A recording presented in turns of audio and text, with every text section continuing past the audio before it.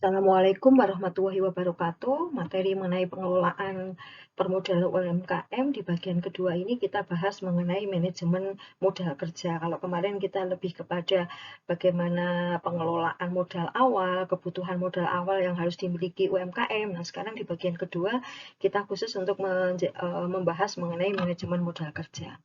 Materi ini nanti dibagi menjadi 3 bagian, yaitu yang pertama terkait dengan perputaran modal kerja, kemudian yang kedua kebutuhan modal kerja, kemudian yang ketiga adalah manajemen modal kerja itu. UMKM seringkali dihubungkan dengan modal yang terbatas dalam menjalankan usahanya. Umumnya jenis ini berkaitan dengan kategori masyarakat dari kalangan yang menengah ke bawah gitu ya. Walaupun demikian memang jenis usaha ini tidak bisa dipandang dengan sebelah mata. Kehadiran UMKM ini sebenarnya mampu berkontribusi secara nasional itu hampir 99% dari kontribusi unit usaha yang ada di Indonesia. 1%-nya yang baru dari perusahaan-perusahaan yang besar gitu ya.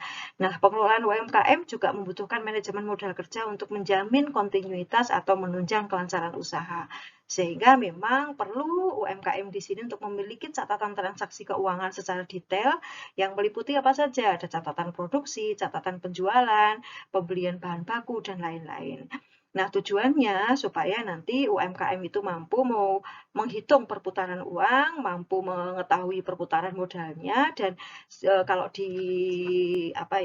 dilihat ini juga UMKM menjadi tahu persis bagaimana sebenarnya perkembangan usahanya. Ya, modal kerja yang tepat memang merupakan syarat keberhasilan suatu perusahaan, apalagi bagi UMKM.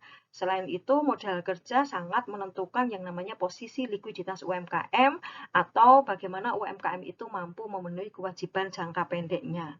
Kalau kita melihat pada materi yang pertama yang akan kita bahas adalah perputaran modal kerja ini nanti menunjukkan hubungan antara banyaknya penjualan bersih dalam satu periode dengan modal kerja yang ada.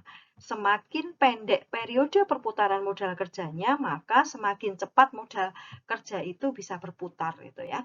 Atau kalau kita lihat modal kerja UMKM atau perusahaan ini memang berasal dari arus kas. Modal kerja dalam perusahaan akan selalu berputar sesuai dengan perputaran operasional perusahaan. Nah, periode perputaran modal kerjanya nanti dimulai pada saat modal tersebut diinvestasikan ke dalam komponen modal kerjanya. Kemudian nanti melalui operasi perusahaan sampai dana tersebut kembali menjadi kas. Makin pendek proses operasinya, maka makin cepat perputaran modal kerjanya. Prinsip dasarnya itu untuk perputaran modal kerja. Nah, operasi perusahaan itu nanti ada terdiri dari 2 jenis. Yang pertama, kita melihat pada operasi perusahaan barang dagangan, dan yang kedua adalah operasi perusahaan barang industri. Periode perputaran barang dagangan nanti lebih pendek daripada periode perputaran barang dagangan secara industri. Ya, kita contohkan atau menggunakan asumsi berikut ini, dijelaskan dengan menggunakan asumsi berikut ini. Yang pertama, kalau kita melihat pada proses perputaran barang dagang, yang pertama kita melihatnya pada penjualan dengan kredit gitu ya. Jadi ada tadi perputaran atau investasi awal ke dalam modal operasional perusahaan nantinya akan menjadi kas. Kas itu digunakan untuk apa? Kas itu digunakan untuk pembelian barang gitu ya. Pembelian barang ini nanti pembelian barang itu maksudnya ada bahan baku, kemudian ada kemasan, ada pembiayaan dan sebagainya. Nah, dari proses pembelian ini nanti menghasilkan barang jadi yang siap untuk dijual untuk UMKM. Dari barang jadi ini nanti dijual oleh UMKM. Dari penjualan ini nanti karena penjualan ini aspeknya adalah kredit, maka menghasilkan piutang. Piutang ini kembalinya nanti berupa kas lagi kalau itu tertagih. Hanya saja pada aspek penjualan kredit perlu ada beberapa pertimbangan kaitannya dengan resiko. Resikonya apa? Bahwa dari penjualan kredit itu nantinya menghasilkan satu resiko atau konsekuensi bahwa ada kalanya customer tidak membayar atau membayar tidak sesuai dengan jadwal atau tidak sesuai dengan tempo yang sudah disepakati. Ini ada beberapa hal kaitannya dengan perputaran barang dagang. Sementara kalau yang tunai lebih jelas gitu ya, berarti kas yang dimiliki, kemudian nanti digunakan untuk melakukan pembelian barang, kemudian menghasilkan barang itu dijual, kemudian akan berwujud kas lagi. Nah, ini perputaran-perputaran itu yang kita maksudkan bahwasannya semakin cepat periode perputarannya, nanti semakin cepat uang itu akan menghasilkan produk atau barang atau menghasilkan kas kembali gitu. Sedangkan pada perputaran modal kerja di barang industri memang jalurnya menjadi lebih panjang dibandingkan dengan perputaran modal kerja di barang dagangan. Di sini kita melihat bahwa misalnya alokasi modal kerja itu berupa kas, kemudian kas itu nanti digunakan untuk membiayai bahan baku, digunakan untuk membiayai proses produksi, kemudian digunakan lagi untuk membiayai upah buruh, kemudian ada juga BOP karena barang-barang industri memang harus didetailkan untuk semua pengeluaran terkait dengan operasional atau bagaimana produk jadi itu bisa dihasilkan gitu ya. Kemudian dari pembiayaan itu baru menghasilkan barang jadi nanti dijual, baik itu nanti berupa piutang maupun nanti bisa dilakukan penerimaan kas gitu. Nah, sekarang kita membahas mengenai kebutuhan modal kerja.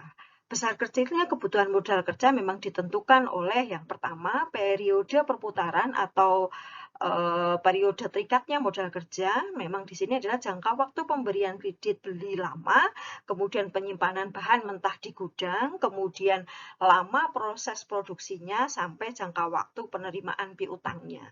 Kemudian yang kedua, kebutuhan modal kerja ditentukan juga karena pengeluaran kas rata-rata tiap hari yang terdiri dari pembelian bahan, kemudian pembayaran upah atau gaji, dan pengeluaran yang sifatnya secara rutin. Nah, kalau kita lanjutkan, penentuan dari besarnya modal kerja ini dapat dirumuskan menggunakan periode perputaran dikalikan dengan jumlah perputaran tiap harinya gitu. Apabila jumlah pengeluaran setiap hari tetap, maka makin lama periode perputaran operasi, maka jumlah modal kerjanya nanti semakin besar. Jadi kalau tiap hari jumlah pengeluaran yang digunakan untuk pembelian bahan baku, untuk proses produksi dan sebagainya tadi, ini tetap nilainya atau nominalnya tetap gitu ya, maka makin lama periode perputaran operasinya, maka jumlah modal kerja yang diperlukan juga akan semakin besar. Sedangkan ini juga berlaku sama, sedangkan apabila jumlah pengeluaran setiap hari juga besar, periode perputaran operasi nanti juga tetap, maka jumlah modal kerjanya akan semakin besar juga. Nah, kita melihat siklus konversi kas ya. Kalau kita yang dimaksud dengan siklus konversi kas adalah jangka waktu sejak bahan baku dibayar sampai uang kas diterima dari hasil penjualan barang jadi. Siklus konversi kas dapat dihitung sebagai berikut. Periode konversi persediaan ditambahkan dengan periode konversi piutang usaha dikurangi dengan periode penangguhan utang usaha. Saya contohkan di sini ya, misalnya periode konversi persediaannya berapa hari gitu ya, misalnya 72 hari.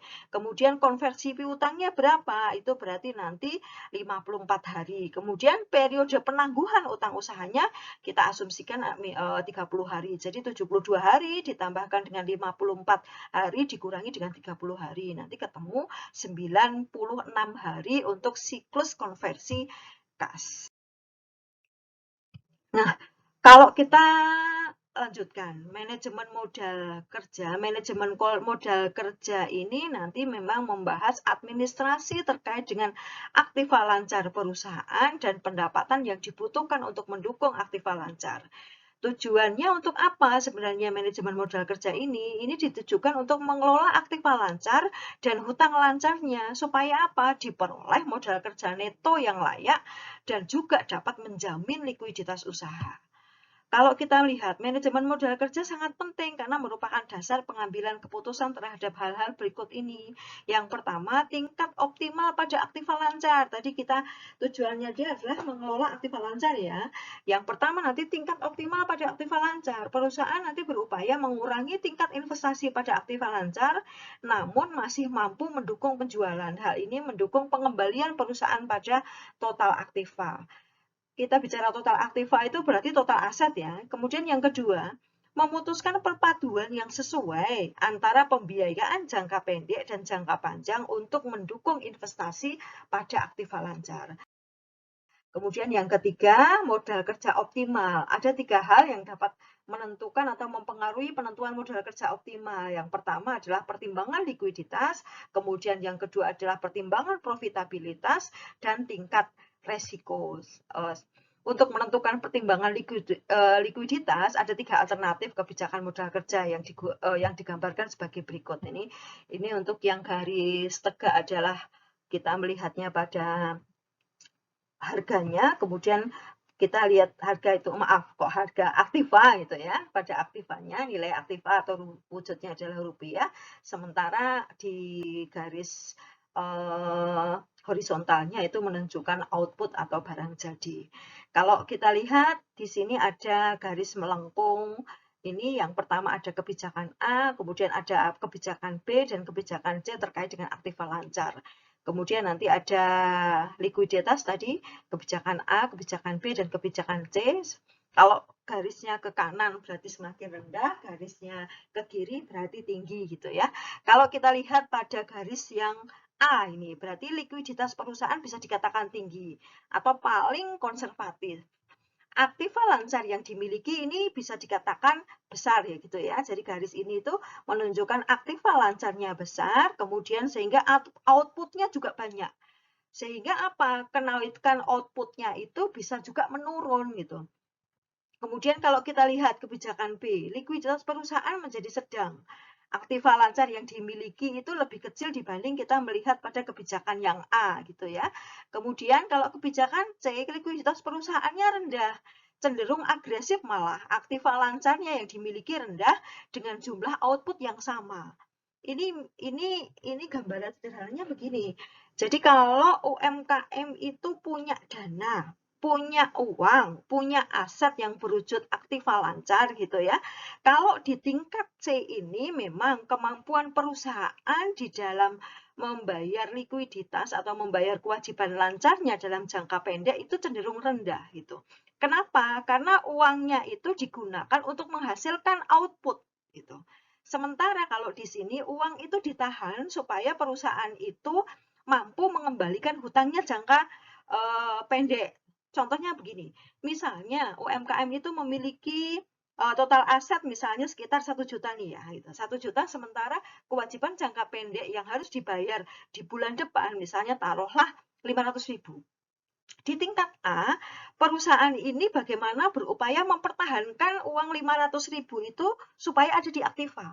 Supaya bulan depan kemampuan UMKM itu mampu membayar kewajiban di bulan depan tanpa merasa khawatir karena dia sudah menyisihkan uang tertentu untuk membayar kewajiban jangka pendeknya. Sementara B, dia akan tidak mengalokasikan 500, tetapi dia mengalokasikan taruhlah 250 dulu. Yang 250.000 itu nanti digunakan untuk mengalokasikan tambahan untuk menghasilkan output gitu.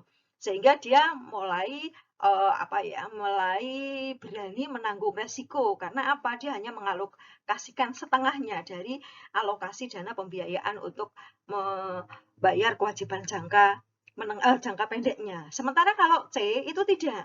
Dia mengalokasikan 500.000 itu untuk menghasilkan output barang dulu gitu. Sehingga nanti dia akan secara agresif bagaimana dia mampu menghasilkan output barang tersebut sehingga nantinya itu dia bisa berharap bahwa pembiayaan ini bisa menghasilkan keuntungan atau menghasilkan penjualan sehingga keuntungan inilah yang nantinya bisa dialokasikan untuk membayar jangka pendek gitu ya, membayar kewajiban jangka pendeknya. Kalau kita lihat di sini pada aspek ini ya, kalau kita memang kita punya kemampuan menanggung resiko yang tinggi gitu, maka memang kebijakan C ini memang akan mendapatkan laba maksimal. Karena apa? Dia mampu atau pelaku usaha ini mampu bahasanya menanggung resiko yang tinggi gitu. Jadi sudah hutangnya nanti kita pikirkan setelah aset itu mampu menghasilkan laba gitu. Sementara kalau A tidak. Kalau A dia masih memikirkan bagaimana uang itu kita sisihkan supaya uang itu bisa diperoleh untuk membayar hutang di bulan depan. Nah, dari aspek perolehan laba, kenapa C ini lebih besar? Karena 500.000 itu digunakan untuk modal kerja semua. Sehingga kalau kemungkinan peluang memperoleh labanya menjadi tinggi, 500.000 taruhlah dia bisa menghasilkan 100 unit. Maka 100 unit ini akan memperoleh atau menghasilkan profitabilitas di bulan depan. Sementara kalau A, karena uang itu mengendap di kas, maka di bulan depan dia tidak akan memperoleh laba apapun. Karena uang 500.000 itu memang dia simpan gitu ya. Memang dia simpan di aktiva sehingga atau mungkin di kas sehingga di bulan depan dia bisa memiliki kenyamanan atau ketenangan karena sudah memiliki uang khusus untuk membayar hutang gitu ya. Tetapi uang 500.000 itu tidak bisa digunakan untuk menghasilkan laba karena memang dia simpan gitu ya. Sementara kalau B yang 250 dia simpan supaya di bulan depan itu dia bisa menghasilkan, dia bisa memperoleh, dia punya uang untuk membayar uang utang gitu ya. Kemudian dia juga yang 50%-nya bisa digunakan untuk memperoleh atau membiayai modal usahanya sehingga dia tetap memperoleh keuntungan. Sementara kalau C enggak gitu ya, resikonya tinggi. C itu gambler. Jadi uang 500.000 tadi yang di aset itu tidak disimpan di kas, tetapi dia putar. Dia putar kemudian supaya dia di bulan depan dia memiliki kemampuan untuk menghasilkan laba gitu. Memang tidak semua UMKM itu memiliki apa ya keberanian untuk mengalokasikan seperti halnya di kebijakan C. Karena memang di kebijakan ini penuh dengan konsekuensi karena artinya memang jumlah kasnya menjadi berkurang. Akibatnya nanti mengurangi kemampuan perusahaan dalam melunasi kewajiban keuangan saat jatuh tempo. Ini resiko yang harus diambil di C. Cuman gitu ya, kelebihannya apa? Kalau seandainya uang tersebut ternyata menghasilkan, maka dia akan memiliki laba tambah kan agresif tadi ya. Jadi labanya juga meningkat, kemampuan perusahaan dalam melunasinya juga dia memiliki. Ya, kalau di aspek C memang tingkat resikonya tinggi, gambler gitu bahasanya, gambler, tingkat spekulasinya tinggi gitu. Cuman apabila berani ya dia akan punya bahasanya gini, kalau di bisnis itu high risk, high profit gitu ya. Jadi kalau semakin tinggi resiko yang dia miliki, otomatis laba yang akan dia peroleh juga akan semakin tinggi. Sama dengan kebijakan C gitu ya. Apabila dia memutar dulu uangnya yang 500.000, maka artinya dia akan memiliki peluang untuk menghasilkan laba yang jauh lebih tinggi karena uang yang dialokasikan lebih tinggi untuk memperoleh laba. Sementara kalau A sama sekali tidak, karena 500.000 itu cukup dia simpan di kas gitu. Nah, di kebijakan C ini memang akhirnya ini jumlah piutangnya menjadi berkurang dengan memberikan syarat kredit. Cuman ini ya, ini artinya tip ya. Tipnya itu berarti jumlah piutang menjadi berkurang, kemudian dengan memberikan syarat kredit lebih ketat, kemudian kebijakan juga harus lebih mantap gitu ya, akan berdampak hilangnya penjualan akibat habisnya persediaan juga. Kemudian kalau kita lihat tingkat pengembalian investasi merupakan perbandingan antara laba bersih dengan total aktiva. Sehingga jika laba yang diperoleh maksimal, maka tingkat pengembalian investasi juga tinggi. Ini masih pada aspek di kebijakan C. Ya, kita lanjutkan. Ini tadi beberapa kaitannya dengan kebijakan gitu ya. Artinya kalau kita melihat di kebijakan A, likuiditas perusahaan itu tinggi. Paling konservatif aktiva lancar dimiliki besar, kemudian output makin banyak dan sebagainya. Tadi saya sudah sampaikan. Kemudian kalau kita lihat kaitannya dengan kebijakan C, tadi jumlah kasnya berkurang, piutangnya berkurang, tingkat pengembalian investasi antara laba bersih dengan total aktiva, nanti artinya memang jumlah kalau gambler di kebijakan C ini nanti tingkat pengembalian investasinya juga akan tinggi karena lebih cepat karena si pelaku usaha berani mengalokasikan sejumlah dana maksimal untuk memperoleh laba maksimal. Ya, kita lanjutkan. Ada beberapa hubungan antara ketiga alternatif kebijakan modal kerja, baik itu likuiditas, kemudian profitabilitas, dan tingkat resiko. Saya ulangi kalau di likuiditas di sini memang merupakan kemampuan gitu ya, kemampuan satu usaha untuk mengembalikan kewajiban lancar gitu atau kewajiban jangka pendeknya. Kemudian kalau profitabilitas lebih bagaimana kemampuan menghasilkan keuntungan. Kalau tingkat resiko, bagaimana UMKM itu mampu memprediksi tingkat resiko yang atau tingkat konsekuensi yang akan diterima dari dia mengambil keputusan gitu. Kalau kita melihat saja ya, dalam mengukur dan menentukan likuiditas ini memang tidak perlu pertimbangan gitu, tidak boleh gegabah maksudnya. Pertimbangannya bagaimana? Sebuah usaha ini perlu mempertimbangkan pengukuran yang mapan gitu ya terhadap modal kerja. Karena kalau tidak seperti itu, ada akibat atau kesalahan fatal yang bisa diterima atau dalam penetapan. Usaha akan dihadapkan pada hambatan dalam menyelenggarakan aktivitas usaha. Oleh karena itu, perusahaan harus menjaga jumlah modal kerjanya dapat mencukupi kebutuhan usahanya atau kegiatan usahanya. Apabila tingkat likuiditasnya tinggi, maka semakin tidak efektif karena aset lancar yang terlalu besar. Kemudian akan berakibat timbulnya aset lancar yang menganggur. Jadi kalau mengelola usaha itu jumlah uang yang mengendap itu menjadi tidak semuanya bagus. Karena apa? Jumlah uang yang mengendap itu artinya usaha tersebut tidak mampu melakukan pengembangan usaha. Jadi uang itu memang aman disimpan, misalnya di bank gitu ya, atau disimpan tunai. Artinya uang itu sebenarnya tidak menghasilkan. Karena kemarin kalau di BLK itu kita sudah mempelajari ada beberapa hal yang perlu kita pertimbangkan kalau kita melakukan atau kita menyimpan uang dana di bank gitu.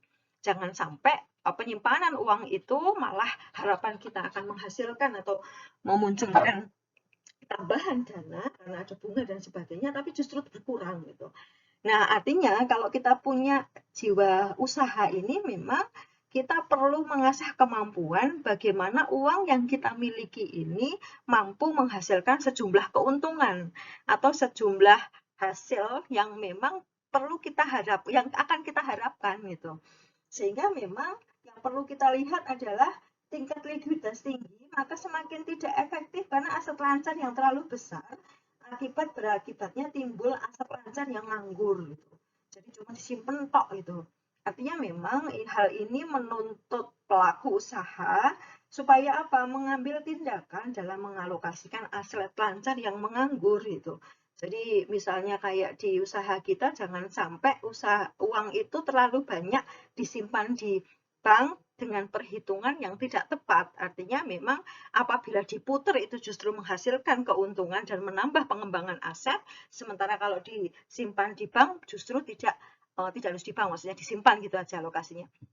Justru tidak menghasilkan keuntungan yang maksimal. Terutama kalau keuntungannya nggak maksimal, berarti tingkat pengembalian investasi yang kita harapkan juga tidak akan maksimal. Nah, kita melihat perputaran ini tadi ada tinggi rendah, ada likuiditas, kebijakan A, kebijakan B, kebijakan C. Kalau kita lihat likuiditas ya, berarti kita pilihnya A, B, C, tingkat keputusannya. Jadi kalau mau kemampuan tinggi untuk memenuhi kewajiban lancarnya, maka kalau dari aspek likuiditas kita perlu memprioritaskan kebijakan A. Karena apa? Di kebijakan A itu uang itu sudah ada di aset dan tidak diutek-utek gitu ya, dan tidak perlu diputar lagi gitu.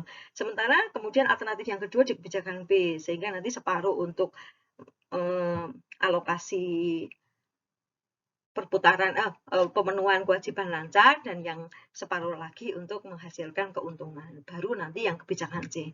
Cuman kalau kita melihat pada aspek kemampuan UMKM itu dalam menghasilkan laba, maka yang perlu diprioritaskan adalah kebijakan C gitu. Kebijakan C dulu, jadi artinya uang yang ada itu dioptimalkan dulu, diputar dulu untuk menghasilkan keuntungan. Kemudian baru kebijakan B, kebijakan A. Sama dengan resiko. Tadi kalau prinsipnya adalah high risk, high profit, berarti semakin besar resiko yang kita akan tanggung, maka sebenarnya kita akan memperoleh laba juga atau memperoleh hasil yang semakin besar juga. Ya, likuiditas tertinggi ini pada kebijakan A. Ini dengan konsekuensi akan mendapatkan profit dan resiko yang rendah. Sedangkan apabila perusahaan menginginkan profit yang tinggi, maka sebaiknya manajer memilih kebijakan C atau pelaku usaha gitu aja ya dikonversinya.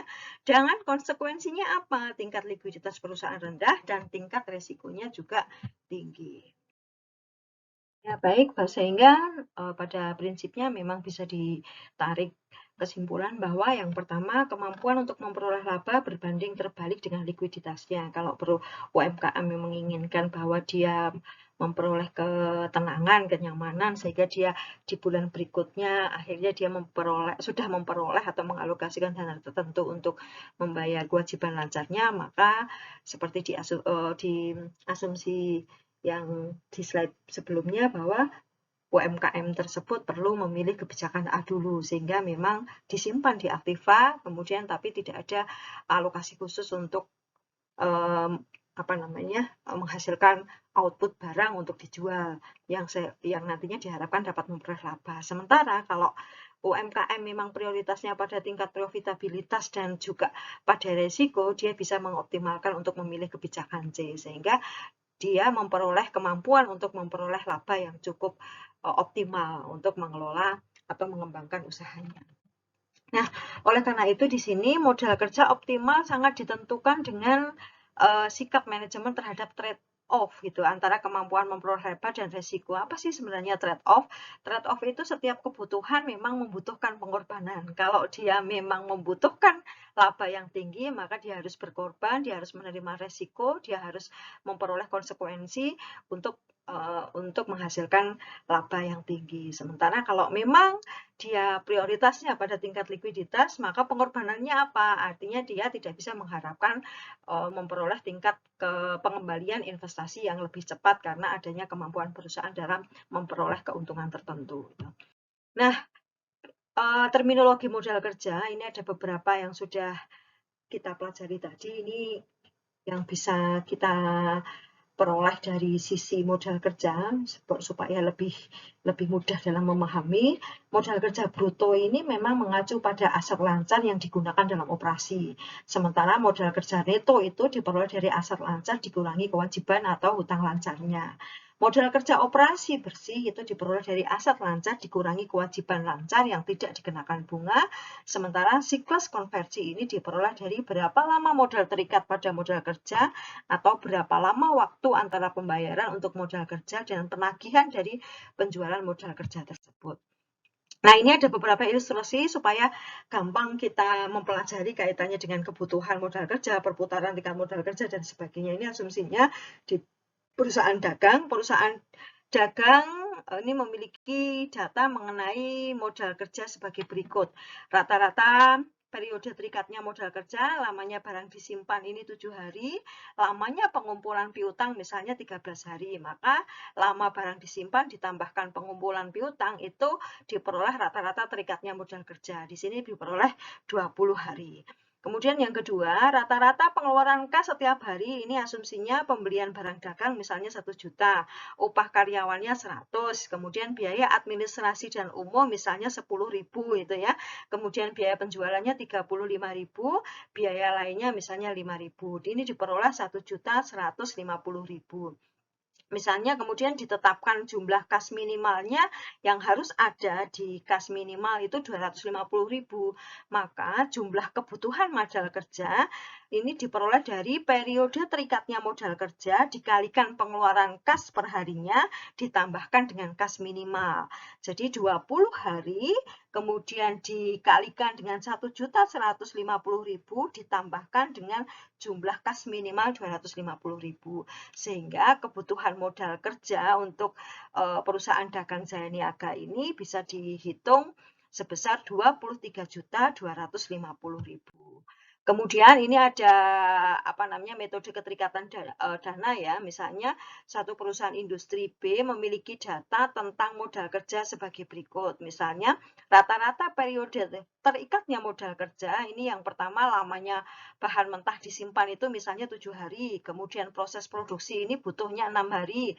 Barang jadi yang disimpan ini penyimpanannya butuh 5 hari. Kemudian pengumpulan piutang itu 12 hari. Sehingga rata-rata periode terikatnya modal kerja itu diperoleh jumlah sebesar 30 hari. Nah, ilustrasi ini nanti kita akan coba hitung gitu ya. Misalnya rata-rata pengeluaran kas itu diperoleh dari mana saja. Misalnya dari apa saja gitu ya. Pembelian bahan mentah misalnya 200.000, upah karyawan 150.000, biaya administrasi umum 30.000, biaya penjualan 25.000, lainnya 15.000. Ini total pengeluaran kas per harinya itu sebesar 420.000. Ditetapkan jumlah kas minimal itu misalnya kira-kira 200.000. Maka jumlah modal kerjanya atau kebutuhan modal kerja adalah periode terikatnya modal kerja dikalikan pengeluaran kas per harinya ditambahkan dengan kas minimal. Berarti tadi 30 hari dikalikan 420 hari ditambahkan dengan 200.000. Jadi jumlah kebutuhan modal kerja diperoleh 12.800.000 rupiah. Nah, kemudian ini contoh untuk ilustrasi perputaran modal kerja. Ini misalnya UMKM Raja Wali, neraca ini per 31 Desember 2020. Ini posisinya seperti ini, jumlah aktiva ini sebesar 15.125, kemudian jumlah pasifanya yang terdiri dari utang dan modal sebesar 15.125. Ini posisinya ya, utang dagangnya 1.375, utang banknya 437, utang wesel dan sebagainya gitu ya.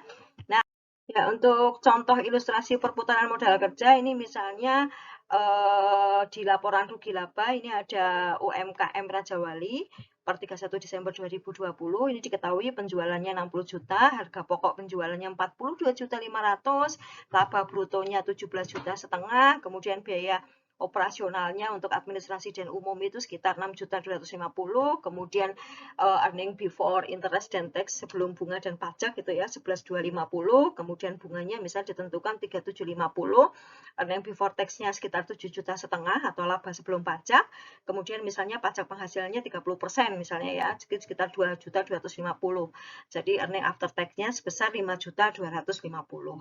Kemudian misalnya kita perkirakan tahun depan UMKM itu mampu menjual produknya sebesar 75 juta rupiah. Kemudian kalau kita melihat berarti jumlah perputaran kasnya tadi kan dihitung menjadi penjualan dibagi kas. Berarti dari 60 juta dibagi dengan 462 ketemu 129 atau dibulatkan menjadi 130 kali perputaran. Kemudian untuk perputaran piutangnya itu diperoleh dari penjualan dibagi piutang. Tadi penjualan diketahui 60 juta, kemudian piutangnya diketahui 1.925.000. Jadi perputaran piutang diketahui 31 kali perputaran gitu ya atau berputar.